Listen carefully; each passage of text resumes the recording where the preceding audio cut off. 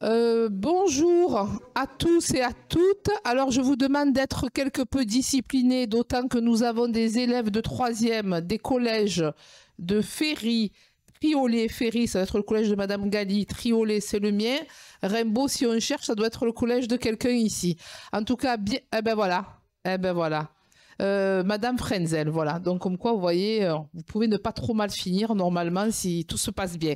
En tout cas, bien sûr, bienvenue aux collégiens de 3e de ces 3 collèges que je viens de citer, au public qui est bien évidemment dans l'assistance. Donc, je nous souhaite un bon conseil d'arrondissement.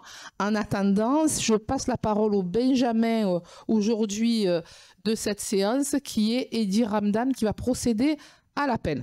Monsieur Ramdan. Merci. Merci, Madame le maire.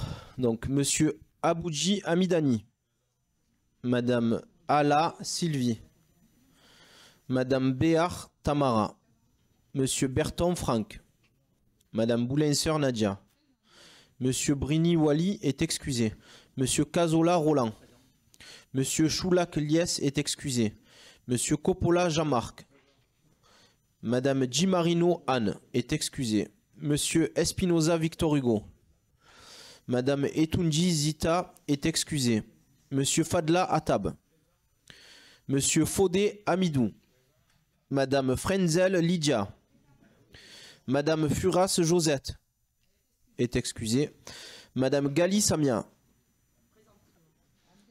Madame Giacomoni Elisabeth, Madame Hout Sabrina, Madame Grèche Sophie, Monsieur Gibraël Sébastien, il va arriver, Madame Caraga Aline est excusée, Madame Font Carafélian Jacqueline, Monsieur l'Ancien Christian, Madame Maheu Fabienne, Monsieur Mélan Gérard, Madame Octari Férouz est excusée, Madame Naïtali Sabrina est excusée, Madame Pasquini Marguerite, Monsieur Pastor Romain est excusé, Monsieur Ramdan Eddy présent, Monsieur Seloum Areski,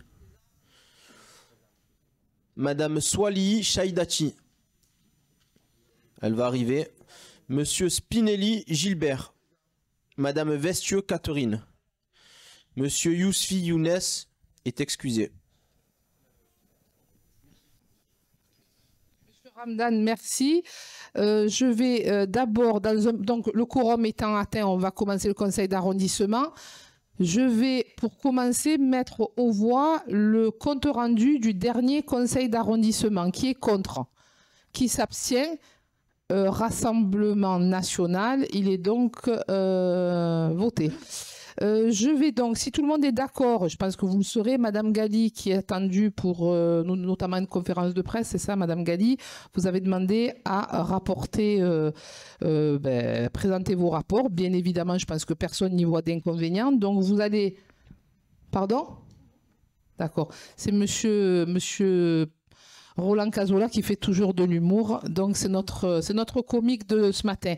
Donc, vous allez commencer, Madame Gali, par le rapport 10. C'est bien ça? C'est ça, Madame la maire. Il s'agit là, tout simplement, en fait, d'une approbation d'un avenant au contrat de vente de l'État du futur d'affiche événements concernant la médiathèque Salim à Tubou, pardon. Et vous savez que combien cette médiathèque, voilà, moi je trouve que c'est un succès, c'est une belle expérience, et je voulais remercier aussi l'adjoint à la culture Jean-Marc Coppola, que pour nous tous, nous associer, nous remercier, nous féliciter pour le travail que nous avons enfin accompli, permettre aussi le restaurant qui est installé. Franchement, j'ai eu l'occasion d'aller manger avec les mamans du Plan d'Ao, et franchement c'était un moment de bonheur et sympathique, et je trouve que d'avoir ce restaurant au milieu de la cité comme ça, c'est une chose qui est bien, parce que ça finalement ça ouvre vers l'extérieur. Voilà, donc il n'y a rien de particulier, c'est juste de pouvoir y mettre un avis favorable. Merci Madame Gali. Y a-t-il des prises de parole sur ce rapport?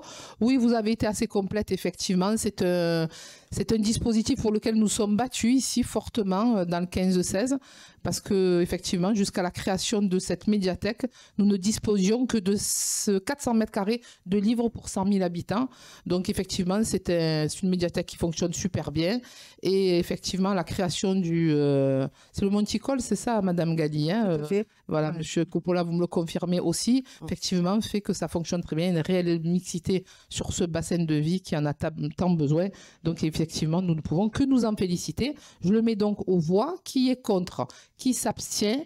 Il est donc voté à l'unanimité. Le rapport suivant, Madame Gali, c'est le rapport 12. Alors, le rapport 12, il est, même si les autres sont très importants aussi, mais celui-là, il est important parce que maintenant, ça fait 12 ans. Ouais, 12 ans. Oui, ça passe.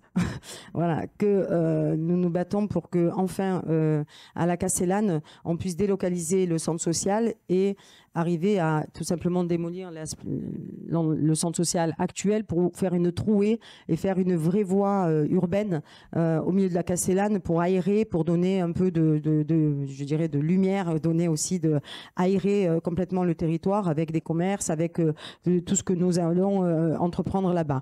Et pour cela, il fallait relocaliser le centre social, chose faite, puisque il se fera sur le site des tennis et de la mairie de secteur et qu'on repositionnera bien sûr au moment des travaux à côté de la piscine de la Castellane.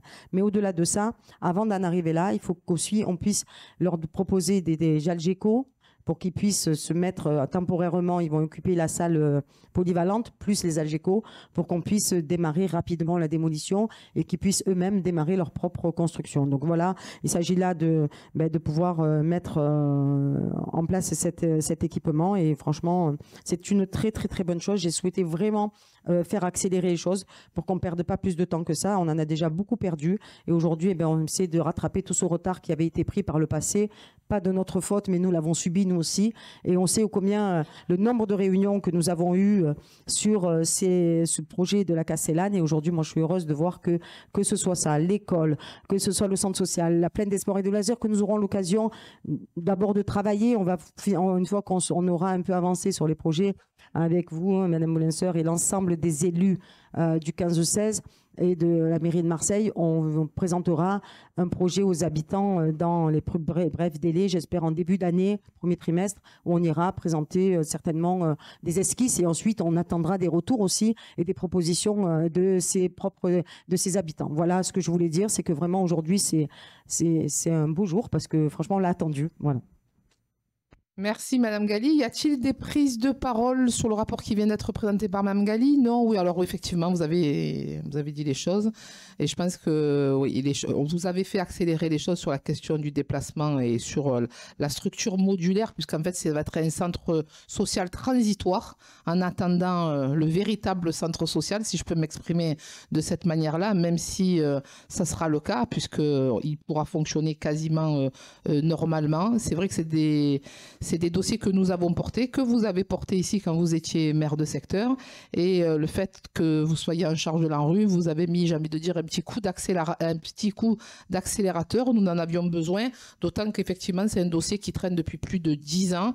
Ça n'a pas été simple parce que, je crois que vous ne l'avez pas dit, mais le centre social est propriétaire des murs. Donc, ça a rajouté aussi de la complexité à la complexité de déplacer ce centre social. Mais je pense que les choses, elles se sont faites en toute transparence, que des discussions ont été menées avec l'équipe et on peut aujourd'hui voter cette délibération et bien évidemment je vous invite toutes et tous à la voter favorablement. Je la mets donc aux voix. Qui est contre? Qui s'abstient? Rassemblement national et Madame Grèche. Il est donc voté à la majorité. Le rapport suivant, c'est toujours Madame Gali, c'est le rapport 13. Oui, alors le rapport 13, là aussi, il s'agit d'une acquisition. Vous savez, dans le cadre de l'ANRU, de manière de la rénovation urbaine, si on veut avancer, il faut aussi qu'on soit force de proposition. Comme pour la Castellane, d'abord, je ne l'ai pas dit, mais je tiens vraiment à remercier l'équipe du centre social, et en votre nom, au nom de nous tous, pour aussi la compréhension et le travail qu'on a pu faire en commun. Sur la Savine, il s'agit de l'acquisition des cubes, voilà, les fameux cubes, exactement, que nous allons acquérir. Pour justement, bien sûr, il y a des associations qui sont déjà sur site, qu'on maintiendra sur site. Ça va nous permettre aussi de pouvoir faire de déplacer des structures temporairement, mais ça fait partie de la discussion que nous aurons aussi, mais tout simplement pour permettre au projet d'avancer, pour surtout permettre la démolition maintenant des bâtiments pour aller encore plus vite. Là aussi, nous sommes en train de travailler et au projet de l'école et au projet de la construction de logements, là où des équipements publics. Donc tout ça, c'est des choses que nous présenterons aussi en premier trimestre de l'année, premier trimestre, qui va nous permettre enfin de pouvoir accélérer, là aussi, rattraper tout le retard qui a été pris. Pas de notre fait, bien au contraire, nous sommes là pour le rattraper. Voilà, Madame le maire, je crois que c'est aussi un projet dont on attendait tous la réalisation. Merci Madame Galli. Y a-t-il des prises de parole sur ce rapport? Oui, effectivement, ce sont les fameux 3 cubes dont on a tant parlé depuis des années. Vous avez raison de le préciser, ça sera des espaces qui seront partagés et des espaces qui seront polyvalents, et notamment les associations du secteur. Je pense notamment aussi aux seniors qui malheureusement ont des difficultés, pour ceux qui habitent la Savine même, la cité La Savine même, de descendre jusqu'au Vallon des Tubes. Donc il y avait une nécessité aussi de les maintenir sur place. C'était pas gagné. Vous ne l'avez pas dit, mais ce n'était pas gagné. Voilà. C'est des choses qui ont été, sur lesquelles vous vous êtes battus, sur lesquelles nous vous avons accompagné, puisque bon, c'est votre délégation, mais vous savez que sur le secteur, c'est aussi des choses que nous avons, des dossiers que nous avons aussi soutenus. Et on est ravis de savoir qu'aujourd'hui, l'acquisition de ces fameux 3 cubes va se faire, et nous ferons en sorte les uns et les autres qu'ils soient utilisés au mieux et de manière, comment dirais-je, juste. Voilà, c'est important. Voilà, c'est important aussi que la justice soit au cœur de ces dispositifs. Je mets donc ce rapport aux voix. Qui est contre? Qui s'abstient? Alors, Madame Grèche uniquement, c'est ça? Très bien. Il est donc voté à la majorité. Le dernier rapport que Madame Galli présente est le rapport 16 et il concerne la Bricarde, Castellane-Bricarde. Oui, là, alors il s'agit de Castellane-Bricarde. En fait, c'est tout simplement la convention pluriannuelle. C'est celle qui nous permet tout simplement d'engager les finances pour permettre de faire tous les projets dont on vient de parler. Donc, c'est juste une question administrative et réglementaire que je vous propose là, mais qui conforte ce que j'en ai dit tout à l'heure. Ce que je voudrais quand même juste profiter de dire, que ce soit ici sur le 15-16, que ce soit sur le 13-14, sur le 11-12, sur le grand centre-ville, la ville de Marseille est en ordre de marche pour faire que tous ces projets avancent tous en même temps. Vous savez que ça a été pour moi l'essentiel du combat que j'ai mené, c'est de faire en sorte qu'il n'y ait pas un quartier qui soit prioritaire par rapport à un autre. Et c'est pour ça qu'aujourd'hui, tous les territoires avancent en même temps. Après, à l'intérieur du territoire, il y a en fonction des projets, des avancées des projets, telle ou telle chose qui avance plus vite. Mais en tout cas, ce qui est sûr, c'est que tous ces territoires, il n'y en a pas un finalement qui est laissé par rapport à un autre. Et ça, c'est une nouveauté. Voilà, donc on ne va plus attendre 20 ans pour avoir des projets, mais au contraire, essayer d'aller au plus vite. C'est les habitants qui nous donneront la temporalité, parce qu'en fonction des choix qu'ils feront ou qu'ils ne feront pas d'ailleurs, en tout cas, ce qui est sûr, c'est que nous serons là tous pour les accompagner. Et sur le 15-16, je sais compter sur vous, et c'est Madame la maire et l'équipe qui vous accompagne, pour qu'on puisse aller de l'avant, trouver des solutions les plus rapides possibles, et qu'on puisse maintenant dérouler les choses comme on l'a fait à la solidarité, comme on va le faire partout. Et pour moi, ça, c'est essentiel et important, parce que je crois que dans ces territoires, les gens ont attendu trop longtemps, souffert par moments. L'ANRU, c'est quelque chose de compliqué parce qu'on touche à l'humain, et je peux le voir au quotidien. Et dans les copropriétés, on n'a pas parlé de copropriété, mais je pourrais y venir sur Calisté, sur plein d'endroits où nous sommes en train aussi d'avancer.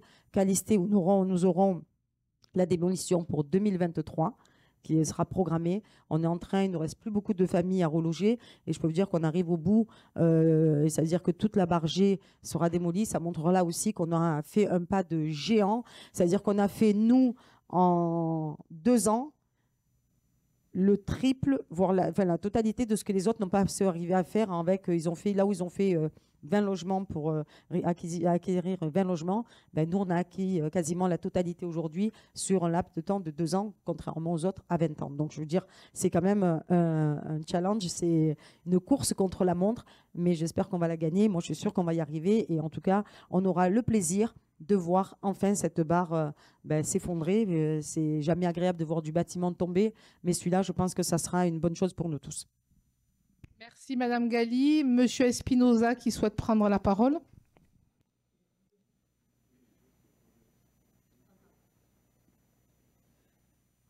Oui, juste pour aller dans le sens qui était Samia. Et je pense que c'est très important qu'il y ait une cohérence, parce que je vois sur Marseille, depuis des années, je vois comment certains quartiers, les quartiers sud, les quartiers nord, dans tous les secteurs, il y a des gens très, très, très pauvres et des gens qui ont besoin qu'il n'y a pas un déséquilibre dans un sens ou comme dans l'autre. Vous comprenez ce que je veux dire au niveau politique. Donc, cette bienveillance de dire, voilà, il y a la Caillole, il y a deux autres secteurs qui sont en souffrance et on ne doit pas les oublier, je pense que c'est une très bonne chose. Merci, Monsieur Espinosa. D'autres prises de parole, Madame Gali? Oui, juste pour dire que bon, là on parle de l'ANRU, de la rénovation urbaine, mais j'en profite, Madame le maire, pour dire aussi à Monsieur Espinosa que oui, que ce soit en matière d'ANRU, que ce soit en matière de grands équipements, vous le verrez, où on est en train de travailler avec là aussi mes collègues au du conseil municipal, Jean-Marc Coppola ou Sébastien Gibraïel, sur la question notamment d'une aréna sur Capitaine Gèze, sur la question des piscines, la réouverture de la piscine nord sur laquelle nous sommes en train de travailler avec Nadia Boulinseur et avec Sébastien, avec Eddie Ramdan sur le adjoint aussi et tous les élus qui sont concernés par ces sujets, que ce soit sur l'équipement que nous sommes en train de travailler, sur la question de la piscine de Lumini aussi, parce qu'il ne s'agit pas que de la piscine, non, mais c'est de permettre à tous les enfants de pouvoir nager, de pouvoir aller nager, ou tout simplement chacun de pouvoir pratiquer un sport qui donc je pense que vraiment, on va voir, vous allez voir dans les jours, oui, je peux le dire même dans les jours, parce que j'étais encore hier en réunion, je le serai encore aujourd'hui pour avancer sur ces dossiers. Ce que je peux vous dire, c'est que dans les semaines, les mois qui arrivent, vous allez voir qu'il y aura une accélération des choses. Je crois que début janvier, je fais une visite de site avec l'AMO qui va travailler pour nous faire des propositions sur les 5 piscines, Frévalon, la Castellade, la piscine Nord. La piscine, on va créer une piscine dans le 2-3 et la piscine de Lumini. Ça, c'est important, c'est-à-dire que c'est des piscines, j'enlève la Castellane et Frévalon, qui fonctionnaient, mais qui ne sont pas non plus optimales. Par contre, les autres, ce sont des créations et ça veut dire aussi que, vous voyez, on n'a pas peur de créer des choses que d'autres avaient enlevées. Donc, pour moi, c'est quasiment c'est des créations, puisque ça fait maintenant 10 ans qu'elles ne sont plus, plus de 10 ans qu'elles sont plus actives. Alors, tant qu'à faire, on peut considérer on est dans une création, Madame Blesseur, avec d'ailleurs, notamment sur la piscine nord, une espèce de comment on appelle ça, aqua boulevard, voilà. Oui, carrément. Donc c'est vraiment, on essaie de voir grand, mais c'est de dire que vraiment ça va être pour les habitants du 15-16, mais tous les habitants, tous les Marseillais, avec des prix identiques aux piscines actuelles. Je le dis, le prix ne changera pas pour les Marseillaises et les Marseillais. Voilà. Ce que je peux dire, c'est que on est vraiment à la tâche. C'est pas simple parce que c'est pas simple, voilà. Mais en tout cas, je remercie vraiment la majorité municipale, le maire de Marseille, qui me fait confiance sur ces dossiers, qui me laisse complètement libre de décider et d'avancer. Et ensuite, bien sûr, il y aura un copil qui sera mis en place pour avancer sur ces dossiers. Bien sûr, Madame la maire, vous ferez partie de ce copil, puisqu'on le fera le maire du 6-8 pour la partie du parc Chano, mais qui nous concerne un peu moins, mais quand même, qui est plus que Marseillais, c'est la foire de Marseille et on le verra au conseil municipal de Marseille. Voilà ce que je voulais vous dire. Madame Gali, est-ce qu'il y a d'autres prises de parole avant que je clôture? Non, oui. Alors, je ne vais pas revenir sur ce que vous avez dit sur l'ANRU. Effectivement, les choses sont sur les rails et avancent positivement. Je pense qu'on a tellement souffert aussi, Madame Gali, pendant très longtemps, nous avons été dans l'opposition et on a tellement vu les lenteurs, les défauts et les dysfonctionnements qui étaient créés, qui étaient alimentés par la majorité municipale de l'époque. Je pense qu'on a tiré les leçons et notamment des fameux crédits que nous avions perdus. Vous vous en souvenez, il y a quelques années, vous aviez dû d'ailleurs interpeller le président de l'ANRU pour ne pas perdre ces financements. Effectivement, les choses vont dans le bon sens, que ce soit sur la question de l'ANRU, que ce soit sur la question du tramway, où nous étions ici, présents les uns et les autres, pour présenter le tracé où vous connaissez, et on va le redire, on va en profiter, la position de la mairie de secteur, à savoir privilégier le tracé sur le chemin du littoral, pas parce que nous avons la lubie de le faire passer par le chemin du littoral, mais parce que c'est le tracé le plus juste. le plus juste, et notamment sur le boulevard de la Méditerranée également, avec, et vous savez que ce n'était pas acté encore il y a quelques semaines, avec sur la phase 2 un arrêt à Saint-Antoine, ce qui n'était pas le cas encore il y a quelques semaines. En janvier, nous présenterons tous ici, et notamment à la MMA Les Égalades, le projet de la future école des Égalades, la restructuration dont les travaux commencent le 23 février. Nous allons présenter aussi les travaux de restructuration de l'école de la Castellane, où nous avons mis, on peut le dire, notre grain de sel, parce que le projet qui nous a été présenté n'était pas satisfaisant au regard des besoins du territoire, et nous avions demandé à ce que des modifications soient apportées, notamment par la voix de Madame Gali, qui a fait porter sa voix, c'est le moins que l'on puisse dire. Et voilà, donc les choses, elles avancent. Il y a de plus en plus de réunions publiques, il y a de plus en plus de projets qui sortent de terre, comme on le dit dans le bâtiment, et ça, c'est un bon signe. Tout à l'heure, vous disiez l'équipe qui m'entoure. Non, c'est l'équipe qui nous entoure. Voilà, parce qu'on est des élus de ce territoire depuis un certain nombre d'années. Je crois que Madame Gali, Monsieur Fadla et moi-même, je crois que nous sommes les plus vieux et les plus anciens. Donc, enfin, pas les plus vieux, mais les plus anciens. Plus vieux dans l'ancienneté, hein, pas au niveau de l'âge, parce qu'il y en a des plus vieux que nous dans cette assistance. Mais en tout cas, c'est des choses que nous portons depuis des années. Et nous sommes ravis aujourd'hui de pouvoir présenter aux habitants des projets, voilà. Et nous étions ravis de le faire, notamment, je rappelle, sur le tramway, où les habitants aujourd'hui s'approprient ces questions-là. Les habitants sont présents et de plus en plus, quel que soit l'endroit où ils vivent, ils sont représentatifs du secteur, parce que notamment sur la question du TTCM, un journal local s'était permis de dire « on fait la salle ». Alors si, quand les habitants, quel que soit l'endroit où ils vivent, et notamment les cités, viennent sur des réunions publiques, on considère qu'on fait la salle. Moi, je considère qu'il n'y a pas d'habitants de première ou de seconde zone ici en mairie de secteur.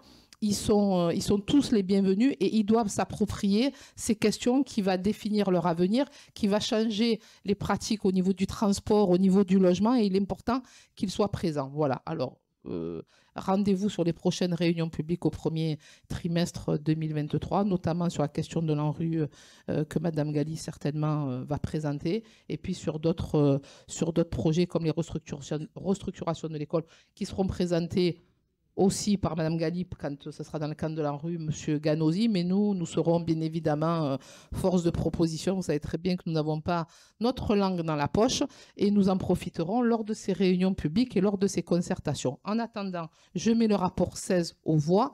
Qui est contre? Qui s'abstient? Alors contre, Madame Grèche uniquement. Très bien. Madame Grèche, il est donc voté à l'unanimité. Je crois que Madame Gali, vous avez présenté l'ensemble de vos rapports, si je ne dis pas de bêtises. Donc on reprend l'ordre du jour, j'ai envie de dire normal. Et c'est Monsieur le premier adjoint qui présente le premier rapport. Monsieur Spinelli. Attendez, Monsieur Spinelli, le micro, s'il vous plaît. Oui, merci Madame le maire. Fait. Le 16 a été voté, donc on reprend l'ordre du jour qui était fixé, à savoir le 1 qui est présenté par le premier adjoint. Merci Madame le maire. Mesdames et messieurs les élus, le rapport qui nous est proposé, il s'agit de voter conventions et subventions en acompte sur le budget 2023 concernant des partenaires et leurs projets. Tels que, donc, comme partenaire, nous avons le Centre communal d'action sociale, le CCAS. Nous avons également le groupement d'intérêt public culturel, le CICRP de la Belle de Mai. Ensuite, il y a l'Institut national supérieur d'enseignement artistique. Il y a aussi des associations qui œuvrent pour l'emploi, telles que l'insertion professionnelle et la création d'entreprises. Ensuite, nous avons un certain nombre d'associations œuvrant dans le domaine de la culture. Et enfin, des associations animant des accueils de loisirs sans hébergement, des actions de jeunesse ainsi que des ludothèques. Il reste aussi également des associations qui œuvrent pour l'accueil de jeunes enfants, ceux qui gèrent et animent les centres sociaux, les espaces de vie sociale, et enfin la caisse des écoles. Voilà. Donc, je vous demande de voter favorablement pour ce rapport qui permet d'avoir à nos partenaires la continuité de leur projet. Voilà. Merci, Monsieur Spinelli. Donc, Monsieur Ramdan, vous souhaitez prendre la parole? Le micro, Monsieur Ramdan, s'il vous plaît. Juste dire qu'avec Madame Marguerite Pasquini, moi-même et je crois qu'il y a une troisième personne, et Josette Furas, nous ne prendrons pas part au vote, à ce vote-là, parce qu'on est dans les conseils d'administration de ces institutions-là. Merci de l'avoir précisé, c'est noté au verbatim. D'autres prises de parole sur ce rapport? Madame Maheu. Oui, Madame le maire, Monsieur Spinelli a parlé de la Caisse des écoles et je voudrais souligner l'implication et l'investissement de la Caisse des écoles dans toutes les écoles de Marseille. Ça a changé et au niveau du financement, 250 € par classe sont attribués chaque année pour les projets pédagogiques et culturels.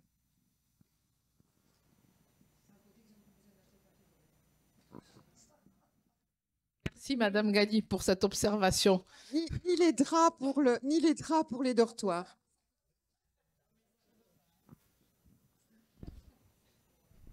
Y a-t-il d'autres prises de parole? Bon, oui, effectivement, sur la question des draps, c'est vrai que c'était quand même fort de café, faut le rappeler. Je pense qu'il y a un certain nombre de dysfonctionnements qui ont persisté pendant des décennies, on peut le dire. J'ai envie de dire qu'aujourd'hui, la Caisse des écoles, elle fonctionne comme elle aurait dû fonctionner depuis toujours, depuis le démarrage. Bon, pour autant, nous l'avons fait et c'est ce qui compte et ça va dans le bon sens, c'est ce qui compte aussi. Donc, s'il n'y a pas d'autres prises de parole, je la mets aux voix. Je mets aux voix cette délibération. Pardon. Qui est contre? Qui s'abstient? Alors, Rassemblement national et Madame Grèche. Je vais venir schizophrénique à la fin avec vous. Et donc, elle est votée à la majorité. Le rapport suivant, c'est de nouveau Monsieur Spinelli. Merci Madame le maire. Chers collègues, ce rapport traite du budget d'investissement de notre secteur et ces états spéciaux qui vont nous permettre d'assurer la poursuite de notre programme d'investissement avant le vote du budget primitif. Ainsi, nous pourrons engager et mandater les dépenses d'investissement dans la limite du quart des crédits ouverts aux états spéciaux de l'année précédente. Cette autorisation est donnée pour un montant de 46 555 € pour le 15 et le 16e arrondissement. Je vous demande de voter favorablement pour ce rapport. Monsieur Spinelli, merci. Des prises de parole. Généralement, on ne parle pas après le grand argentier que vous êtes. Donc, je pense que vous avez été complet. Je mets donc aux voix cette délibération. Qui est contre? Qui s'abstient? Rassemblement national uniquement. Il est voté, cette délibération est donc votée à la majorité. Le rapport suivant, le rapport 4, c'est Monsieur Christian Lancien qui le présente.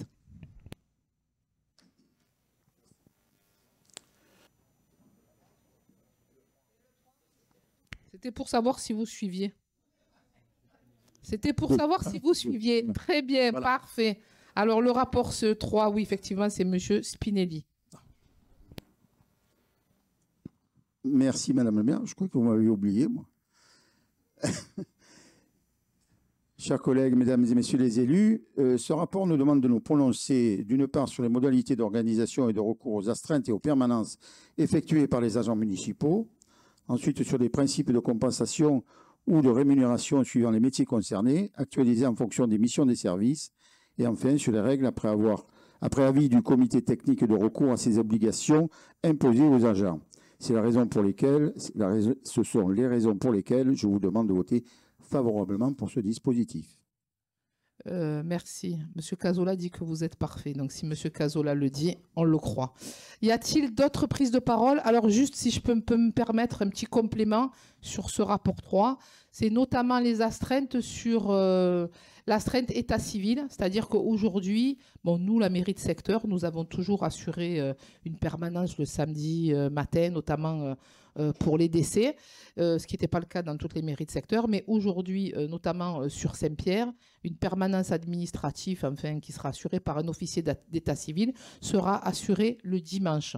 parce que notamment, voilà, il y a dans certaines confessions, il y a une nécessité d'enterrer le jour même, sans préciser laquelle, on n'est pas là pour préciser laquelle, et notamment aussi pour les corps qui sont rapatriés, sur lesquels les délais sont parfois longs, donc on va pouvoir répondre à une demande. Donc vous voyez que sur la question du fonctionnement, la ville de Marseille essaie d'améliorer au mieux la vie des Marseillais et des Marseillaises, quelle que soit l'étape de leur vie, notamment quand elle est douloureuse. Je pense notamment au décès.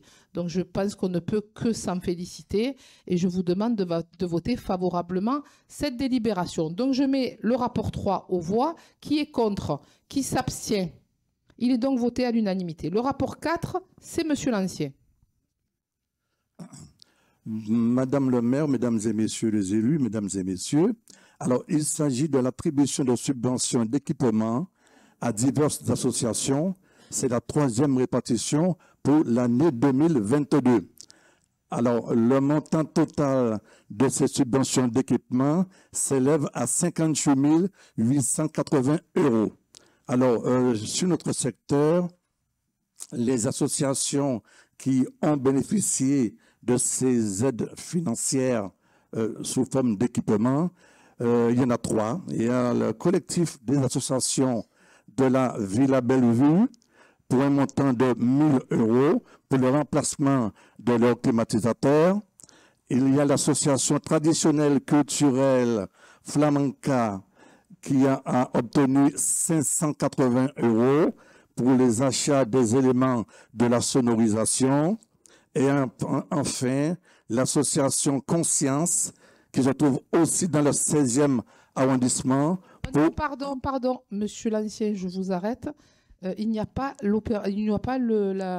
l'association Conscience. La délibération a été modifiée. Ah, d'accord. Voilà, donc il faut...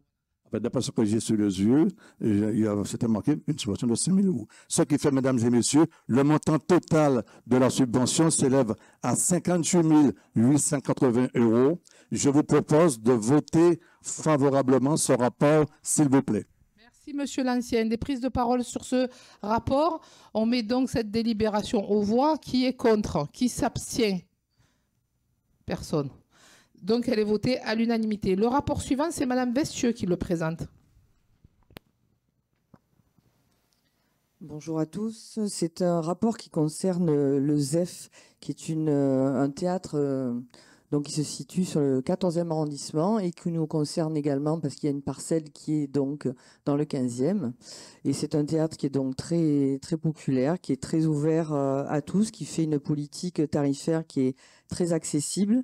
Je le dis notamment pour les jeunes de 3e qui sont ici présents, parce que du coup, avec des tarifs qui sont à peu près de l'ordre de 3 € pour les collégiens et les écoliers, c'est quelque chose qui est très accessible à tous. Donc nous y sommes très attachés sur ce secteur. Tamara est bientôt invitée également pour une visite de l'espace des jardins partagés qui nous concerne. Donc du coup, c'est une action que nous soutenons et nous vous proposons de voter favorablement ce rapport. Merci Madame Vestieux. Des prises de parole? Non? Oui, effectivement, sur le ZEF, j'ai rencontré la directrice du ZEF il y a très récemment. Donc, bien sûr, la ville les accompagne. Je parle sous le contrôle de monsieur Coppola, continuera certainement à les accompagner. Pour autant, j'ai aussi une réflexion. Vous le savez, comme pour nous, il est important que ces structures s'ouvrent sur le public. Donc, c'est ce que j'ai dit à la directrice quand je l'ai reçue il y a très peu de temps. Vraisemblablement, elle est dans cet état d'esprit de s'ouvrir sur le quartier, je pense notamment au Plan d'Ao. Elle est prête aussi à développer des actions en collaboration et en partenariat avec la mairie de secteur pour permettre justement un accès à la culture au plus grand nombre, puisque c'est quand même l'idée de ce type de dispositif. Je crois savoir qu'elle est parfaitement dans cet état d'esprit. Nous allons mettre en place des partenariats, notamment sur la programmation estivale, Madame Vestieux. Donc, bien évidemment, en attendant, nous devons accompagner ces structures, et notamment le ZEP. C'est la raison pour laquelle je vous demande de voter favorablement cette délibération. Pardon, monsieur Coppola, vous vouliez peut-être dire quelque chose? J'ai pas, c'est vrai, je m'excuse. Attendez, on va vous passer le micro, monsieur Coppola. Pardon. J'ai zappé la fameuse question, y a-t-il des Je voulais observations? parler après vous, Madame la maire. Je serai intervenu de toute façon sur le 7. Non, vous dire qu'effectivement, la direction du ZEF Le Merlan est complètement dans cet état d'esprit. D'ailleurs, on a fait la démonstration, particulièrement sous le 14e, avec la Busserine et les quartiers alentours. Bon, il faut savoir qu'à la Gare Franche, il y a eu toute une période de travaux, de rénovation qui vont se terminer. Mais effectivement, entre la médiathèque de Saly-Matubou, Monticole et puis maintenant la Gare Franche, ça fait toute une unité qui effectivement peut prendre des actions culturelles en direction des habitantes et des habitants du quartier. Donc effectivement, Francesca Apolloniato, la directrice, est vraiment dans cet état d'esprit, ses équipes aussi, et c'est la raison pour laquelle d'ailleurs nous continuons de soutenir, malgré des contraintes budgétaires assez importantes au niveau de la ville, ce type de lieu culturel toujours au même niveau. C'est-à-dire que on mesure, on a du mal parfois à mesurer ce que ça signifie, une stabilité de budget, de subvention, quand il y a des contraintes budgétaires. C'est-à-dire que ce delta, on arrive à mesurer quand on fait plus 2, plus 5%, etc. Mais quand on maintient dans des contraintes budgétaires telles que nous les connaissons à la ville de Marseille, comme dans toutes les collectivités aujourd'hui dans le pays, on a du mal à mesurer que cet effort est assez conséquent. Merci, Monsieur Coppola. Madame Galli, vous vouliez rajouter quelque chose? Juste rajouter que moi, je suis comme Madame Boulinseur, c'est-à-dire que en fait, connaître des structures de renommée qui ont, je dirais, une envergure nationale, voire internationale pour certaines, c'est une très bonne chose, et c'est très bonne chose qu'elles soient chez nous. C'est comme pour les entreprises. À un moment, il faut qu'elles profitent aussi aux habitants, et pas que ce soit les habitants qui profitent à ces structures. Ça, c'est une règle qu'il faut vraiment qu'on s'applique. Je dis ça pourquoi? Parce que quand j'ai vu que, en tant que maire de secteur à l'époque, Catherine Vessieux, combien on a mis de temps pour arriver à trouver une troupe pour jouer le bourgeois gentilhomme. Non, c'était le malade imaginaire, plus exactement. C'est Catherine. Et ça a été, avec Pascal, à l'époque, aussi régné. Mais ça a toujours été le calvaire. On n'a jamais pu.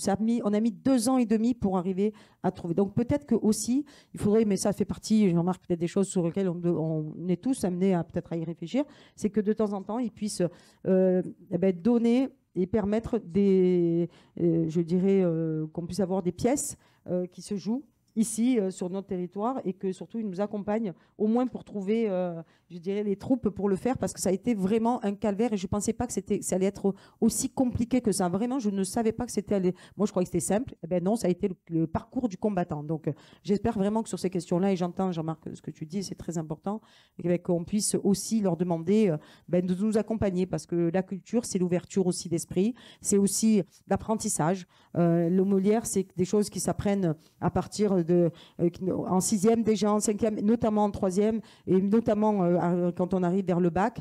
Et je pense que c'est bien aussi que finalement, il y a des enfants qui n'ont pas forcément tous la possibilité d'aller à la Criée ou d'aller dans des grands théâtres. Mais par contre, si on peut leur apporter le théâtre à domicile, je pense que ça serait bien. Merci, Madame Galli, mais je suis convaincue que ça se fera, d'autant qu'aujourd'hui, notamment sur la question de la Cité des Arts de la Rue, où ce n'était pas gagné, aujourd'hui, on a un véritable partenariat sur un certain nombre de dispositifs. Je crois beaucoup en la personnalité, pour avoir beaucoup échangé avec Francesca. Voilà, je crois qu'on a une base qui est commune. Et quand on a une base qui est commune, je pense que ça aide.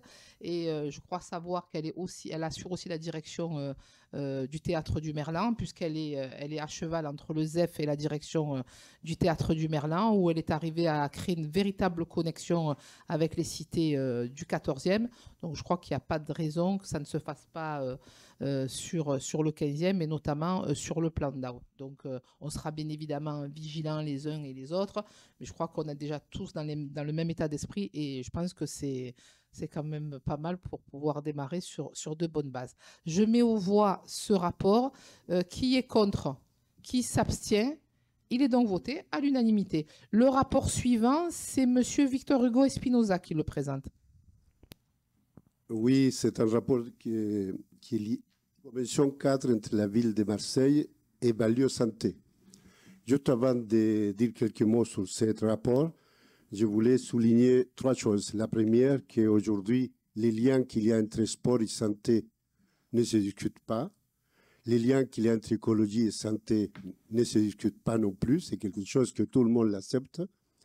Et le lien qu'il y a entre la culture et la santé, des fois, il est mal compris, mais il est très, très lié. Aujourd'hui, il y a l'art-thérapie qui sert beaucoup à soigner des gens ou à régler des problèmes de dépression. Il y a l'art bien-être qui c'est justement plus on est dans le bonheur, mieux on est dans la ville. Donc c'est pour ça que c'était important de souligner que ce rapport qu'on va discuter maintenant, c'est un rapport qui lie, que c'est un bon pas, c'est une autre façon aussi d'aborder les choses. Donc le rapport convention cadre entre la ville de Marseille et Balio Santé, je vais passer les 5 points qui sont les objectifs spécifiques de la politique culturelle de la ville. Bon, je vous invite à tous les lire parce que je le trouvais très, très intéressant comme principe. Mais je vais passer directement. Balio Santé est une association loi 1901, fondée en 2018. Elle regroupe des professionnels de la santé, du social, de l'économie, mais aussi les habitants du quartier populaire. Dans le cadre de ces missions, l'association a créé en 2021 un café des femmes déjà dans notre ville. Avec cet exemple, on a voulu justement refaire la chose avec l'expérience et faire un café des femmes a ouvert ses portes à Plandau, à la proximité de la médiathèque Salim Atubu. Je ne sais pas si c'est bien écrit, c'est bien dit, moi. Je ne sais pas. Bon, donc c'est pourquoi c'est important de voter ce rapport, parce que c'est un rapport qui va avoir l'intervention de la bibliothèque au Café des femmes, du Plandau, et aux interventions des associations à la médiathèque. Dès que c'est une façon d'ouvrir les portes justement à ces gens qui ont besoin, et surtout aux femmes, pour essayer d'avoir quelque chose qui va aller contre les inégalités femmes-hommes et labellisé, d'ailleurs cette association est labellisée par ONU Femmes France. Donc je vous demande à tous voter cette convention cadre conclue entre la ville de Marseille et l'association Balio Santé. Merci, Monsieur Victor Hugo Espinosa. Y a-t-il des prises de parole sur ce rapport? Voilà, vous avez tellement été complet, effectivement. On rappelle encore ce travail de relation entre la médiathèque, les associations, le Café des femmes, qui d'ailleurs est un dispositif qui fonctionne extrêmement bien. Et je crois qu'il y a 15 jours, c'était Sabrina Hout qui a représenté la mairie de secteur, puisque je ne pouvais pas y aller. Effectivement, je crois que c'est un dispositif qui fonctionne très bien, que les habitants se sont appropriés, et notamment les femmes du secteur. Au-delà du Plandau, puisque je rappelle quand même qu'il y a une facilité de déplacement entre la Bricarde et la Castellane qui fait que les habitants de la Castellane et de la Bricarde s'approprient aussi ce dispositif. Je mets donc aux voix cette délibération. Qui est contre? Qui s'abstient? Madame Grèche. Il est donc voté à la majorité. Le rapport suivant, c'est Madame Bestieux qui le présente. Oui, toujours un rapport qui concerne une association qui est située sur notre secteur, notamment la Cité des Arts de la Rue, qui s'appelle la FEAR, qui est une formation en direction de la création artistique dans l'espace public, donc qui forme des professionnels. Et donc, je vous invite à voter de manière positive ce rapport, d'autant plus que vous savez tous que nous sommes en étroite négociation avec la Cité pour que les associations s'ouvrent de plus en plus sur notre territoire et les habitants qui sont assez éloignés de certains types de cultures. Et donc, du coup, il y a des belles passerelles à faire et c'est ce que nous faisons depuis plusieurs années. Madame Bestieux, Monsieur Coppola.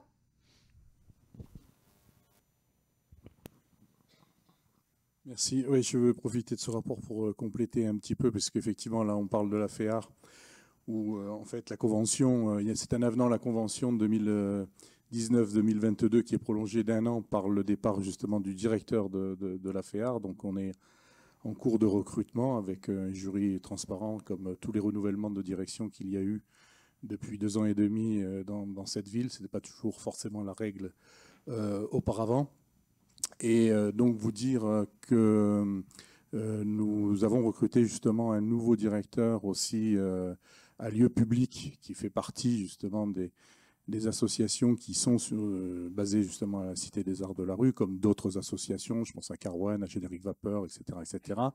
Lieu public, c'est Pierre Sauvageau qui est parti à la retraite et donc un nouveau directeur, Alexis Nice, arrive au 1er janvier.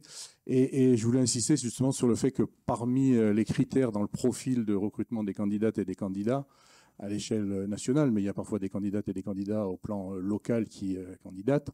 Il y a bien sûr savoir gérer une association de ce type. Là, en l'occurrence, c'est par rapport aux arts de la rue. Mais c'est aussi avec des objectifs d'ouverture sur le territoire. Pas simplement ouverture pour que des publics viennent à la Cité des Arts de la Rue ou que des activités culturelles, des actions culturelles se fassent justement dans les quartiers sur le territoire, mais aussi pour inciter à la pratique amateur, qui peut devenir d'ailleurs pratique professionnelle par la suite. Je n'ai pas voulu rebondir pour pas avoir un dialogue tout à l'heure avec Samia. L'idée, c'est effectivement d'avoir des publics et des publics qui sont éloignés de la culture, qui viennent effectivement dans ces lieux culturels. Mais l'idée aussi, c'est d'aider à la pratique, d'où l'éducation artistique et culturelle dès le plus jeune âge, pour éveiller la curiosité, éveiller l'essence, comme je dis, puis inciter à pratiquer. Et un des objectifs que nous fixons justement à l'ensemble des associations culturelles et des lieux culturels de la ville de Marseille, c'est de travailler plus avec les acteurs culturels locaux, ce qui n'était pas forcément le cas. Surtout lorsque c'est des lieux labellisés label national comme la Criée ou encore le ZEF Le Merlan. Donc il y a un mélange entre faire venir des artistes qui viennent de l'extérieur parce que c'est des artistes de renom national ou international, mais aussi faire travailler aussi les artistes locaux et voire même les artistes dits émergents, c'est-à-dire pas connus. Et on a comme ça tout un essaimage de compagnies et d'associations dans tous les arts d'ailleurs, hein, le théâtre, la danse, la musique, le cinéma maintenant avec ce développement de la filière cinéma, dont les retombées seront aussi importantes, y compris dans le 15-16 sur le territoire. Donc voilà. Donc c'était pour vous dire que on est en recrutement du futur directeur ou la future directrice de la FEAR avec ces objectifs-là, toujours d'ouverture, en tout cas d'amplifier ce qui a commencé à se faire. Je pense à l'été des Égalades, des choses comme ça. Merci, Monsieur Coppola, Madame Maheu et Madame Grèche. Merci, Madame le maire. Je voulais simplement signaler que FEAR forme aussi au niveau Master 2 en partenariat avec l'Université Aix-Marseille, notamment sur le Master 2 Art et scène en espace public, qui est relativement rare sur le territoire français. Je voulais, au titre de la formation et de l'intérêt qu'on peut porter à cette formation avec les arts de la rue. Merci, Madame Maheu. Madame Grèche. Bonjour. C'était juste pour une explication de vote, ça sera une abstention pour ma part. Non pas que je sois contre le principe que vous avez exposé, mais sur le site de FEAR, je constate qu'il y a de l'écriture inclusive. Par exemple, directeur.ris, son. Enfin voilà. Enfin, vous avez compris, donc je m'oppose à ce genre d'écriture et ça explique mon vote. Je vous remercie. Bon, donc il y a d'autres prises de parole avant que je reboucle? Non, il n'y a pas d'autres prises de parole. Donc, Madame Grèche, j'essaie de comprendre pour que tout le monde comprenne. Donc, c'est la question de l'écriture inclusive qui justifie, d'accord. Votre réserve de voix, c'est ça? Une abstention, d'accord, très bien. Bon, ben écoutez, je ne sais pas quoi vous dire. Je suis à bout d'arguments. C'est peut-être la fin de l'année, voilà. Mais bon, écoutez.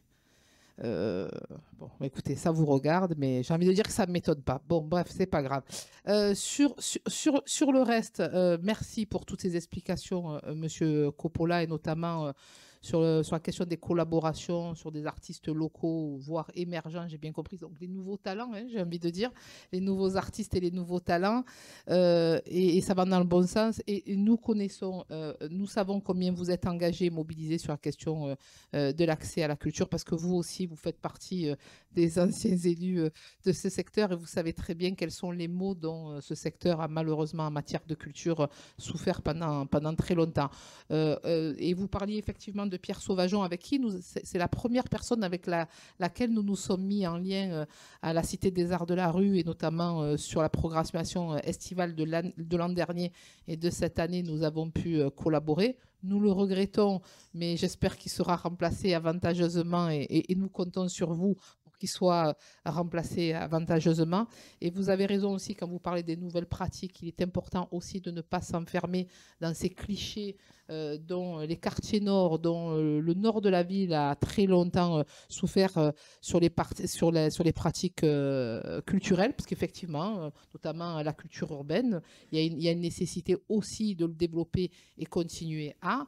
Pour autant, on a envie aussi d'avoir d'autres pratiques.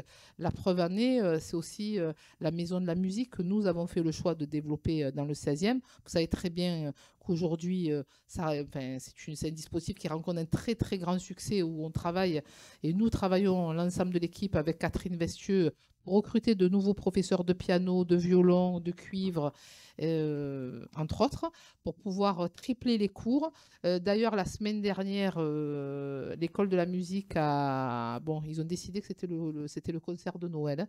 Donc, c'était le premier concert de la Maison de la musique à l'Astronef, où la salle était comble, où on avait de véritables talents. On a pu découvrir notamment avec Fadla Tab les tout petits qui faisaient du violon et qui se sont appropriés ce dispositif. Et les parents nous ont largement remerciés. Parce que ça fonctionne très bien, parce qu'on avait très vite compris qu'il y avait un seul frein, contrairement à ce qu'on peut nous dire, parce que pendant très longtemps, on nous a parlé de freins psychologiques, de pratiques dans certains territoires de la ville. C'est faux. Il y avait un frein ici, c'était le frein financier. Nous l'avons levé en pratiquant, comme vous le savez, la tarification unique de 5 € par mois. Et aujourd'hui, c'est un dispositif qui marche très, très bien. Les enfants sont de plus en plus nombreux. Et nous travaillons aussi, vous le savez, puisque la semaine dernière, avec l'ensemble des élus, nous avons organisé une réunion publique à l'Annonciade, donc cette fameuse propriété que la ville a préemptée pour en faire un espace culturel et où nous allons développer notamment la Maison de la musique du 15, puisqu'on s'était engagé à ce qu'il sur tous les dispositifs, il y ait une équité territoriale. Donc voilà, donc je suis sûre que la Maison de la musique du 15e arrondissement va aussi très très bien fonctionner. Je crois que tout cela va dans le bon sens, que la question du ZEV, de la Cité des Arts de la Rue, de la Maison de la musique. C'est en développant ce type de dispositif que nous tirerons le secteur du 15-16 vers le haut, et nous devons continuer à travailler de cette manière-là. Et nous vous remercions au nom de l'ensemble du Conseil. Je vous remercie, Monsieur Coppola, pour ce que vous faites en matière culturelle. Je sais combien vous êtes attaché à cette question-là. Pour autant, ne lâchez pas l'affaire, Monsieur Coppola. Donc ne la lâchez surtout pas. De toute manière, si jamais vous la lâchez, on vous le rappellera. Il faut vraiment aller encore plus fort et plus loin sur les dispositifs culturels. Le secteur en a besoin et le secteur le mérite. Donc je mets aux voix cette délibération. Qui est contre? Qui s'abstient? Madame Grèche, c'est vrai, vous l'avez dit, j'avais oublié. Je me suis dit peut-être qu'après mon explication, je vous ferai changer d'avis, je le regrette. Il est voté à la majorité. Le rapport suivant, c'est le rapport 8 et c'est Madame Hout qui le présente. Bonjour mes chers collègues, messieurs, dames. Ce rapport nous est proposé par la direction des projets partenariaux. Ce rapport permet en outre aux autorités concédantes d'apprécier les conditions d'exécution du service public. Le présent rapport a donc pour objet de transmettre aux conseillers municipaux les rapports annuels des délégataires de services publics en charge des équipements et services suivants: les 3 délégations de services publics liées à la culture, les 2 délégations de services publics liées à la mobilité, les 5 délégations de services publics liées à l'éducation, à l'environnement, les 3 délégations de services publics liées au sport, enfin les 27 délégations de services publics liées aux maisons pour tous. De plus, la délégation de services publics liée à la restauration scolaire du premier degré et le contrat de partenariat relatif au stade Vélodrome et à ses abords étant réalisé sur la base d'exercices allant de juillet N à juin N+1 et non sur la base d'exercices civils allant de janvier à décembre. Les rapports annuels relatifs à l'exercice 2021-2022 seront soumis à une prochaine séance de la CCSPL et du conseil municipal. Je vous demande un avis favorable. Merci, Madame Hout. Je ne sais pas, il y a un grésillement depuis tout à l'heure. Je ne sais pas ce que c'est. Si c'est un portable, arrêtez-le, s'il vous plaît. Oh, ça, on n'en peut plus. Y a-t-il des prises de parole sur ce rapport 8? Non. Alors, je le mets donc aux voix. Qui est contre? Oui, Madame Grèche? Oui? Oui, elle est soumise au vote. Oui, elle est soumise au vote. Ah ben écoutez, nous, oui, on le met en délibération, donc il est soumis au vote. Je parle sous le contrôle de Monsieur le directeur général. Oui. Voilà. Donc oui, effectivement. Donc je le mets aux voix. Alors dites qui est contre? Qui s'abstient? Alors, Madame Grèche, elle réserve son vote. Et le Rassemblement national, vous vous abstenez. Très bien. Donc il est voté à la majorité. Très bien. Le rapport suivant, c'est Madame Maheu. C'est le rapport 9, c'est Madame Maheu qui le présente.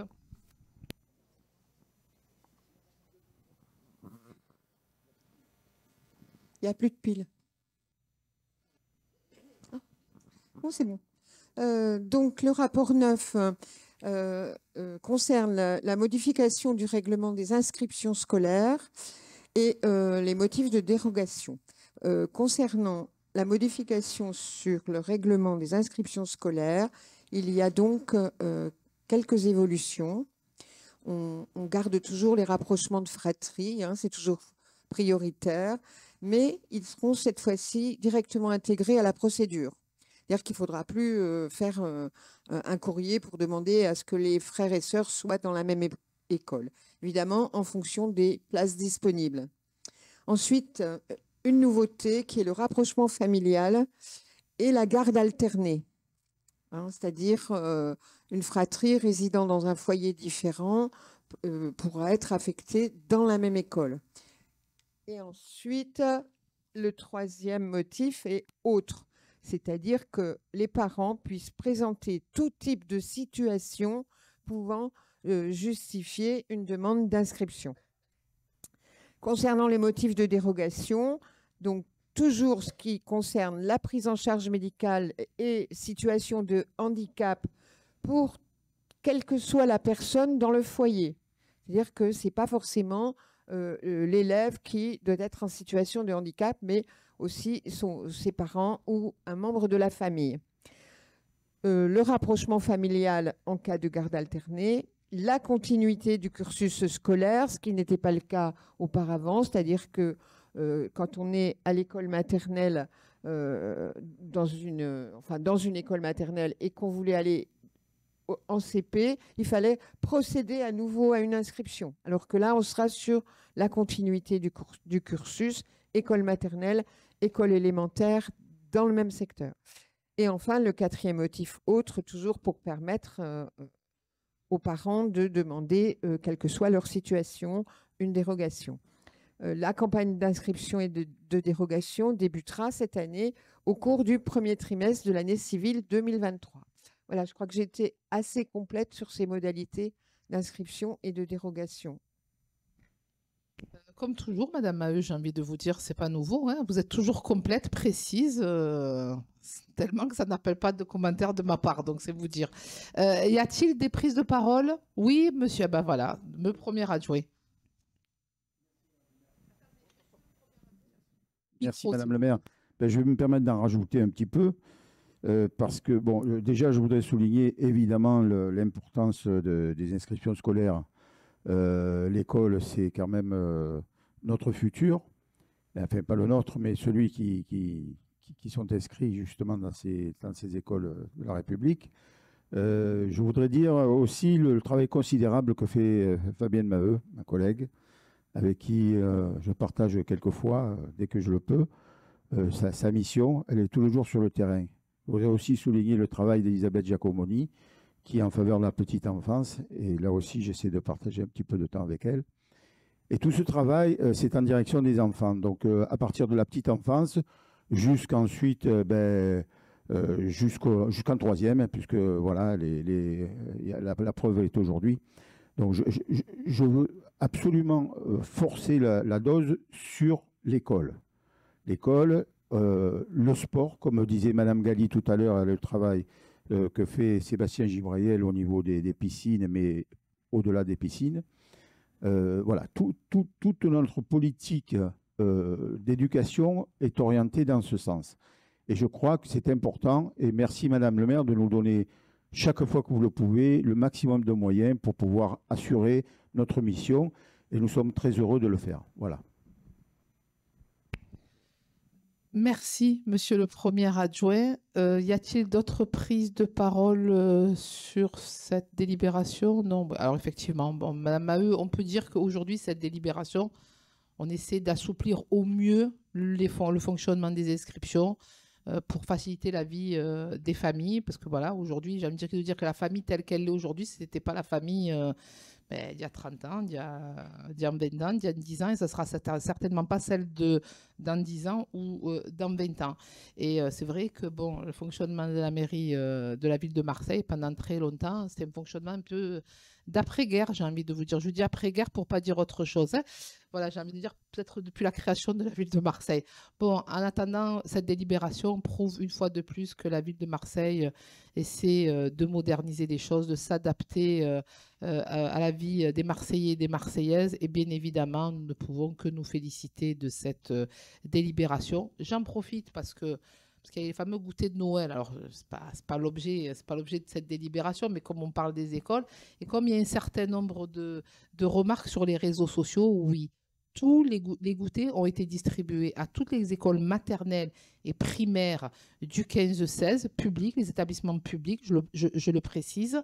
Et quel que soit le rythme de l'enfant, qu'il soit demi-pensionnaire ou pas, tous les enfants de 3 à 10 ans, enfin 11 ans, qui sont scolarisés dans les écoles publiques du secteur, recevront ce goûter de Noël, d'ailleurs qui a été confectionné par 2 centres d'aide au travail, parce qu'on essaye aussi, c'est important aussi de créer ce genre de collaboration, et c'est ce que nous essayons de faire avec notamment un tiers des produits qui sont bio. Vous voyez, je vais vous donner toutes les informations. Donc je crois savoir que toutes les écoles ont été livrées au moment où nous parlons.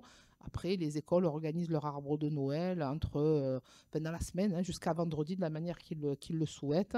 Et nous les avons livrés directement pour être plus efficaces. Parce qu'on on va pas faire non plus de la récupération sur une distribution de goûter de Noël. Je n'y tenais pas. Pour autant, voilà. Donc, informer les parents, parce qu'ils m'ont interpellé ce matin sur les réseaux sociaux. Toutes les écoles ont été livrées et tous les enfants, qu'ils soient en maternelle ou en primaire, bénéficieront de ce goûter.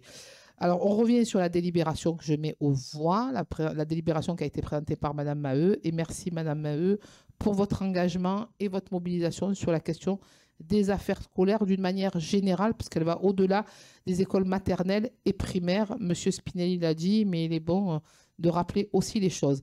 Je mets donc aux voix cette délibération. Qui est contre? Qui s'abstient? Elle est donc votée à l'unanimité. Le rapport suivant, donc on passe au 11, puisque le 10 a été présenté par Mme Galli, c'est M. Edir Hamdan qui le présente. Je vous remercie, Madame la maire. Donc, le rapport 11, il s'agit de l'extension du périmètre de sauvegarde du commerce de l'artisanat de proximité. L'instauration d'un droit de préemption sur notre secteur, donc la deuxième répartition incorpore notre secteur et le reste de la ville qui n'avait pas été touché par la première phase, va nous permettre, dans un secteur où les transports sont actuellement complexes, pour ne pas dire inexistants, mais même si cela est en train de changer, dans notre secteur qui est encore enclavé, avec des commerces de proximité qui ont du mal à continuer à se diversifier, la mairie de secteur, par le biais de cette préemption, va pouvoir permettre d'avoir des artisans et des commerçants qui ne soient pas remplacés par de la malbouffe ou des commerces qui peuvent être mauvais en termes de nuisances sonores pour les habitants. Dans un secteur où les noyaux villageois ont besoin des commerces de proximité, il est important que ce rapport soit voté et qu'il puisse permettre de rester sur une offre diversifiée et qu'il puisse être connu des habitants et de la mairie de secteur. Je vous remercie, Madame le maire. Merci, Monsieur Ramdam, pour cette présentation. Madame Béard, Madame Frenzel et Monsieur Spinelli. Madame Béard, s'il vous plaît. J'ai une petite réserve donc sur la taille des commerces qui présenteront donc une surface de vente comprise entre 300 et 1000 m², sachant que justement la question que soulevait M. Ramdan concerne essentiellement sur les noyaux villageois les petits commerces, notamment les snacks. Voilà, juste un point de vigilance sur cette question-là, parce que 300 m², les snacks n'ont pas besoin d'autant. Je complète, je reviendrai. Madame Frenzel. Oui, moi j'avais une réflexion concernant ce dossier et la Soleam, puisque je me suis rendu compte en fait que les noyaux villageois ne sont pas concernés, en tout cas vers chez nous, ne sont pas concernés par la rénovation. Et donc il y a plutôt le centre-ville, et d'après ce que j'ai vu quand j'ai fait la réunion avec la Soleam à un moment, je sais plus dans l'année, là, il y a 6 mois je crois, je me suis rendu compte en fait que notre secteur, le 2-3 aussi, hein, le 2e était touché, mais le 3e non, et 15e et 16e non plus. Donc je me suis dit, le lien avec ça, c'est par exemple, si on récupère un commerce, un petit commerce, où on ne peut pas en plus rénover cette zone. C'est-à-dire que nos noyaux villageois, les cœurs de village, n'ont pas de projet de rénovation sur les 10 années qui arrivent. Donc c'est vrai que ça, c'est peut-être un lien à faire avec la Soleam, parce que quand on préempte quelque chose, un bas de commerce, il y a aussi tout le bâtiment, tout le bâti. Est-ce que le lien, on peut l'imaginer? À aujourd'hui, en tout cas, ce n'était pas voté, et sur les 10 ans à venir non plus. Donc voilà, c'est vraiment quelque chose qui serait important. Quand on rénove, on prend un logement, enfin, on prend un petit commerce de proximité, c'est vrai que tout globalement, il faudrait rénover le tout, quoi. Donc, c'est vrai, voir comment on crée le lien, parce que moi, je n'ai pas ce lien avec la Soleam. Je vais vous répondre, Voilà. Madame Frenzel, Voilà, mais si vous me permettez, Non, mais je pense que je pense que vous me méprenez sur la délibération, mais je vais vous expliquer, il n'y a pas de souci. Non, je fais le lien, en fait. Oui, vous faites le lien, mais je vais vous expliquer. Monsieur Spinelli, après Madame Béard. Merci, Madame la maire. Oui, merci, Eddy, d'avoir présenté ce rapport. Qui est capital, parce que le commerce et l'artisanat, c'est la vie économique de notre secteur. Nous travaillons souvent avec Roland Cazola pour faire respecter déjà les règles que nous devons tous respecter, y compris le petit commerce. D'autre part, nous essayons d'identifier largement les lieux où on pourrait implanter évidemment des commerces ou des zones artisanales. Voilà, je veux souligner aussi cette importance, comme je le disais pour l'école, le commerce et les artisans s'inscrivent aussi sur ce vecteur de progrès pour notre secteur. Donc il est tout à fait important que nous y attachions le meilleur regard et le meilleur soutien pour toutes les actions de commerce. Voilà. Merci, monsieur le premier adjoint. Madame Tamara Béard, j'allais dire Madame Frenzel. Vous voyez, je suis obsédée par vous, Madame Frenzel. Madame Béard, je plaisante. Juste pour rebondir sur ce que disait Madame Frenzel, on travaille notamment sur Saint-Antoine à un projet d'aménagement public en lien avec Madame Prigent en mairie centrale. Et justement, le lien avec la Soleam peut être à faire, mais on est déjà au travail sur cette question-là. Merci Mme Béard. Y a-t-il d'autres prises de parole? Alors, sur cette délibération, comme ça, je crois que M. Eddy Ramdan a été assez complet quand il faisait le parallèle avec les snacks. Il faut savoir que la préemption, c'est une préemption économique, ne concernait que le centre-ville. Aujourd'hui, cette délibération va pouvoir, notamment en fin de bail, de donner une autre orientation, c'est la déformation, économique, une orientation économique sur des commerces pour ne pas se retrouver, comme l'a évoqué M. Ramdan à juste titre, avec une flopée, excusez-moi, de la terminologie que j'utilise, une flopée de snacks sur un bassin de vie, je pense notamment à Saint-Antoine. Et l'idée, c'est justement d'avoir une offre grâce à cet outil qu'est la préemption économique. Très clairement, c'est une préemption économique, de nous permettre d'avoir une offre économique la plus diverse et variée sur le secteur.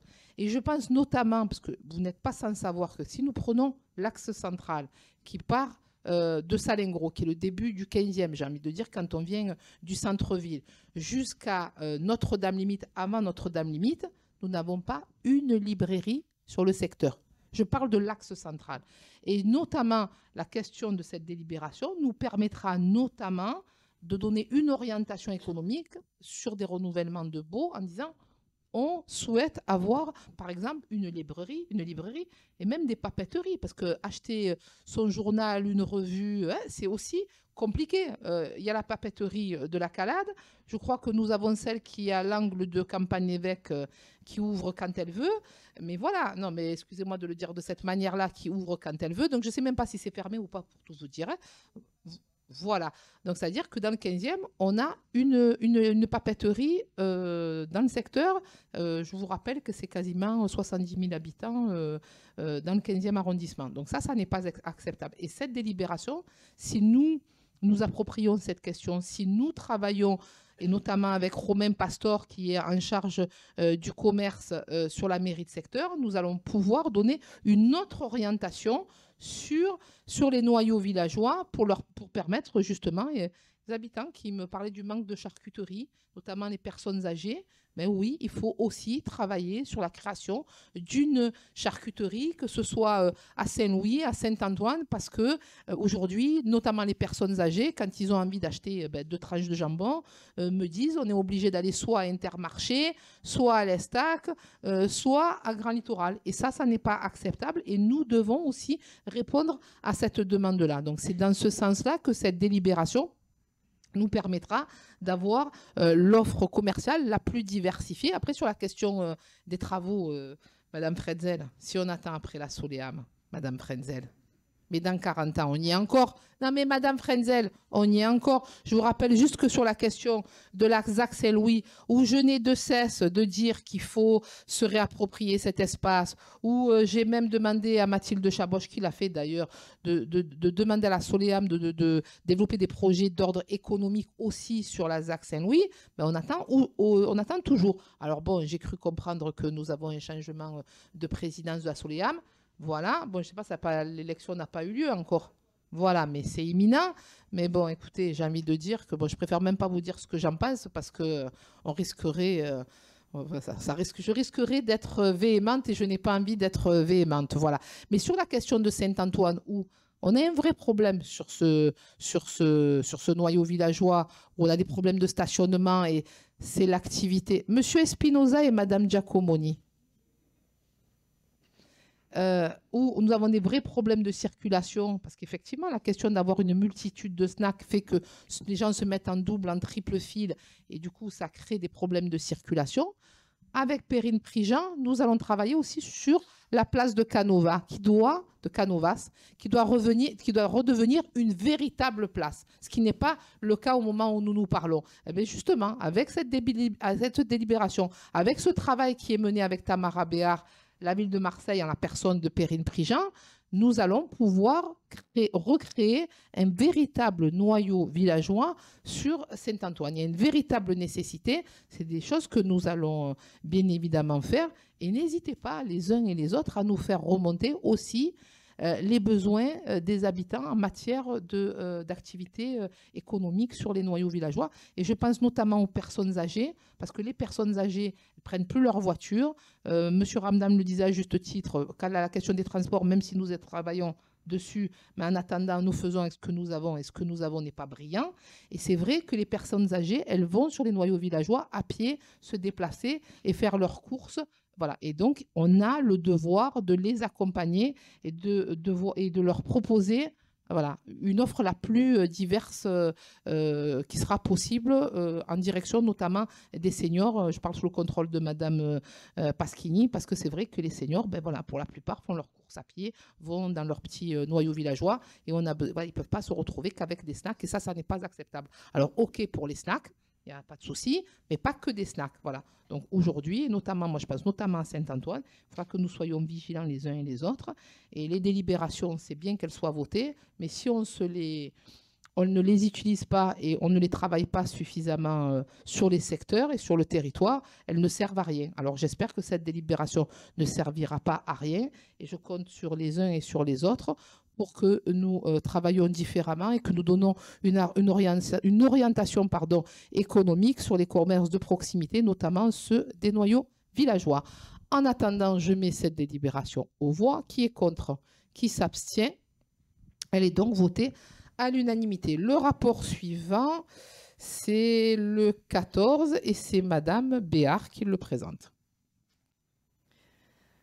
Donc, pour ce rapport, il s'agit, suite à l'attribution, à l'autorisation de construire un bâtiment sur le chemin du littoral en contrebas de la falaise de Maurepiane, d'accorder 4 servitudes techniques, notamment pour l'entretien de filets de sécurisation et pour la sécurité incendie aussi, à la société Lazare Group qui est à l'origine du projet immobilier qui a été accordé. Je vous demande de voter favorablement ce rapport. Très bien, Madame Béard, des prises de parole. Vous avez bien compris que c'était plus une régularisation administrative qu'autre chose. Pour autant, il faut régulariser administrativement. Il est important d'être, comme on le dit de manière un peu triviale, dans les clous. Donc, soyons dans les clous. Je mets donc aux voix cette délibération. Qui est contre? Qui s'abstient? Elle est donc votée à l'unanimité. Le dernier rapport, c'est Madame Pasquini qui le présente. Madame le maire, chers collègues, il nous est demandé d'approuver la résiliation unilatérale du bail amphithéotique signé les 26 février et 4 mars, qui est conclu par la ville de Marseille au profit de la SCI Minerva, sur une propriété communale qui est située sur le chemin de Saint-Antoine à Saint-Joseph. La résiliation intervient après que l'amphithéâtre ait fait 3 fautes.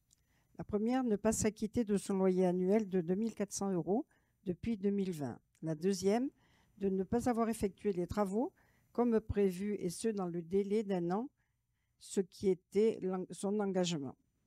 Et puis la dernière, c'est une mise en demeure qui lui a été adressée le 6 juillet 2022, donc toujours à la SCI Minerva, avec un droit de réponse sur un délai de 2 mois.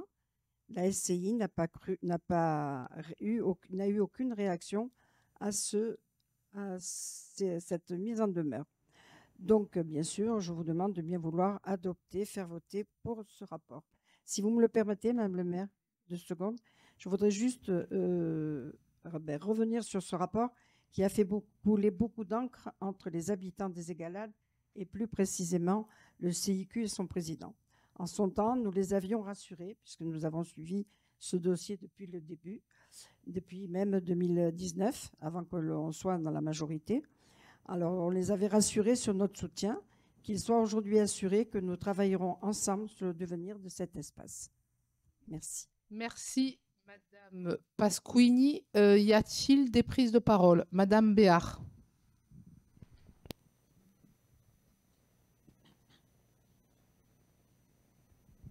Je voudrais revenir sur la question en précisant que le patrimoine de la ville est un patrimoine précieux pour ses administrés, que c'est un gros investissement pour la ville et que nous comptons notamment sur les services du patrimoine pour tenter de réhabiliter ce qui reste de la Villa Varela au chemin de la Mure. Merci, Madame Béard. Elle en profite toujours. Y a-t-il des prises de parole? Alors, moi, je voudrais quand même revenir sur le rapport qui a été présenté par Madame Pasquini. Merci d'ailleurs. Et rappeler comment on arrive à cette résiliation de cette convention. Dès notre prise de fonction en 2020, effectivement, nous avons été interpellés, bien évidemment, par M. Marletti, pour ne pas le citer. Mais dès ma prise de fonction, nous nous sommes rendus... S'il vous plaît, là, les élus, c'est que j'ai l'impression d'être instite par moment. Donc, je disais que donc, dès ma prise de fonction, nous nous sommes rendus sur place avec Mathilde Chaboche sur, donc effectivement, donc, pour ceux qui ne connaissent pas, sur le chemin de Saint-Antoine à Saint-Joseph, avant le fameux Monsieur Patate. Vous avez une espèce de petit local, enfin de petit, pas si petit que ça d'ailleurs, hein, avec un espace extérieur qui est fermé depuis un certain nombre d'années. Et là, ça rejoint aussi ce que je disais tout à l'heure sur les noyaux villageois, où on a le devoir, l'obligation de développer des activités économiques, notamment pour les personnes âgées ou dans les endroits où il n'y a pas d'offres économiques. Et nous avions été interpellés, effectivement, en la personne de Gérard Marletti, mais aussi par l'ensemble des habitants, pour nous dire, voilà, ce local, on ne comprend pas, il est fermé depuis des années. Donc, après des recherches, on s'est rendu compte que c'était un local qui appartenait à la ville de Marseille et que des personnes bénéficiaient d'un bail amphithéotique de 30 ans, pour disposer de ce local, bon, à un prix défiant, comme on le dirait pendant le Black Friday, défiant toute concurrence. Voilà. Donc, à ce moment-là, j'ai demandé à la mairie de Marseille d'étudier les possibilités de casser ce bail amphithéotique. Donc, vous voyez, ça a pris du temps. Aujourd'hui, ce bail est cassé, va être cassé si vous votez bien évidemment cette délibération, et je vous demande de voter bien évidemment cette délibération. Et nous allons travailler notamment avec les habitants du Castellas, parce que je vous rappelle juste que sur le Castellas, le Mont-Léric, la Sylve, Val-Louise, il n'y a rien. Il n'y a aucun commerce. Et voilà, je parle sous votre contrôle puisque vous êtes du quartier. Il n'y a aucun commerce sur ce bassin de vie, indépendamment du casino qui est bien loin derrière nous. Mais moi, je pense toujours aux personnes âgées ou aux personnes qui ont des problèmes pour se déplacer, que ce soit de manière physique ou faute de transport en commun. Et nous allons voir tous ensemble, et ça fera l'objet aussi, les choses, elles se feront en toute transparence. Ça, les choses, elles seront claires. Nous ferons d'ailleurs une réunion publique dès que nous pourrons disposer de ce local, pour voir avec les habitants quelle est l'activité qu'ils souhaitent voir se développer sur ce commerce. Alors, boulangerie, primeur, à voir. Bon, on verra de quelle manière on fera les choses, mais l'idée, c'est vraiment de répondre au mieux aux besoins du quartier, et notamment sur la question des petites courses que nous appelons les petites courses que nous faisons à pied. Alors, je pense que même si ça a été long, parce que de mémoire, je crois qu'on s'est rendu sur place début 2021, je crois que c'était en janvier ou février 2021. Bon, on est en décembre 2022, enfin, nous pouvons casser cette convention, ce bail, pardon, amphithéotique, ce n'était pas gagné. Je crois qu'on peut se féliciter de l'avoir fait. Et c'est de cette manière que nous devons travailler sur la question du patrimoine sur le territoire. Et c'est ce que nous avons fait, parce que je vais rebondir sur Varela, Madame Béard, et bien évidemment sur la question aussi de Varela. Mais aujourd'hui, le jardin de Varela ne peut pas s'envisager, on ne peut pas se projeter sur Varela sans faire les choses de manière globale, et notamment avec l'Annonciade. Je vous rappelle que c'est une propriété qui a été préemptée par la ville il y a maintenant 1 an, sur laquelle nous avons fait une réunion publique il y a une semaine, où un projet de restructuration des espaces extérieurs nous a été proposé, et on ne peut pas continuer, parce qu'on a souffert malheureusement pendant très longtemps, notamment de l'ancienne majorité, sur des bassins de vie. On prenait les dossiers, on prenait les choses les uns après les autres, et pas de manière globale. Et sur les Borel, puisque vous me parlez des Borel, et c'est normal, c'est un quartier qui est cher à votre cœur et on peut le comprendre. Sur la question des Borel, on ne pourra pas travailler la question des espaces verts et du patrimoine de manière isolée. Il faudra prendre en compte la question de l'Annonciade, Varela qui est, je rappelle juste, il y a un trottoir, même pas, je dirais, c'est face à face. On ne peut pas travailler cet espace de manière isolée. Il faudra que nous ayons une réflexion globale. C'est ce que j'ai dit et c'est ce que je réaffirme ici au conseil d'arrondissement lors de la réunion publique du 5 décembre pour les élus et les habitants qui étaient présents. Et il faudra que nous continuions à travailler de cette manière-là, et notamment sur la question aussi du parking, qui est un vrai problème au chemin de la Mure, et nous devons aussi avoir cette réflexion-là, parce que bon, les accès, la voirie du chemin de la Mure, quand ça a été pensé, vous savez, on avait peut-être des charrettes, voire une voiture pour ceux qui avaient la voiture. Aujourd'hui, ce n'est pas le cas. Vous savez très bien que dans une famille, il y a 3 voire 4 voitures. Donc, sur cette question-là, il faudra prendre les choses de manière globale. Et nous y travaillerons. Et bien évidemment, Madame Béard, vous savez très bien que même si la question de Varela est chère à votre cœur, moi en tout cas la question de Varela, je l'ai dans la tête. Donc vous l'avez dans le cœur et moi je l'ai dans la tête. Donc c'est toujours important d'avoir et du cœur et de la tête sur ces dossiers-là. En tout cas, voilà. Donc voilà ce que je voulais dire sur cette question de rupture de bail emphytéotique. Bien évidemment, je vous demande de voter favorablement cette délibération. Je la mets donc aux voix. Qui est contre? Qui s'abstient? Elle est donc votée à l'unanimité et je vous en remercie. Je crois savoir que l'ordre du jour est épuisé. Moi, pas encore parce que ça n'est pas 11 h du matin, donc je ne suis pas encore épuisée. En tout cas, je vous souhaite à tous et à toutes... Alors oui, avant de vous souhaiter des bonnes fêtes de fin d'année, bien évidemment, je vous souhaite de bonnes fêtes de fin d'année, d'en profiter avec vos familles et de revenir en forme parce que les habitants ont besoin de nous. Mais vous rappelez que ce week-end, à partir de vendredi 18 h, c'est Noël dans le parc, donc dans le parc Biou. Ça commencera par un spectacle pyrotechnique à 18 h. Je parle sous le contrôle du DGS, oui. Et le vendredi et le samedi, toute la journée, un certain nombre d'activités, de nombreuses activités dans le parc. Toutes les activités sont gratuites, l'entrée est libre, donc je compte sur vous pour diffuser largement l'information. Inutile de vous dire qu'il vaut mieux que vous soyez tous à mes côtés vendredi soir, mais ça, je n'ai pas besoin de vous le rappeler puisque je vous ai menacé au bureau municipal, mais là, je le fais publiquement. Mais plus sérieusement, diffuser largement l'information auprès des habitants pour que les habitants viennent nombreux sur ce dispositif qui sera, comme l'année dernière, un dispositif de qualité.